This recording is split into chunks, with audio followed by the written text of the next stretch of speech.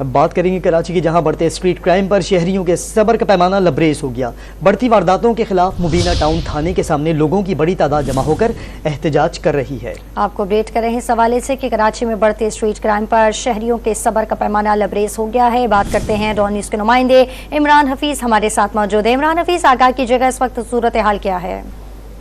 देखिए, ये मुबीना टाउन थाने के पास बढ़ते हुए स्ट्रीट क्राइम के खिलाफ जो है वो वहाँ के इलाका मकीन जो है वो थाने के बाहर वो एहतजाज कर रहे हैं, जिसके बाद अबुल हसन आसफहानी रोड के ऊपर जो है ट्रैफिक की आमद मअतल है। ये एक थोड़ा पैच है, जिसके बाद वो आगे से जो है वो ट्रैफिक को डाइवर्ट किया जा रहा है। पुलिस जहाँ पर जो है पुलिस वहाँ पर पहुंच गई है और इसके अलावा जो पुलिस से मुज़ाकरात भी किए जा रहे हैं, लेकिन अभी तक जो है वो कुछ जो है वो इलाका मकीन जो है वो बाला अफसरान के यहाँ पर मौजूदगी और उनसे मुज़ाकरात के ऊपर उन्होंने हामी भरी है, जिसके बाद जो है वो अभी तक ताहाल एहतजाज जारी है। जी, फिलहाल एहतजाज जारी है। तफसील बताए थे इमरान हफीज, आपका बहुत शुक्रिया।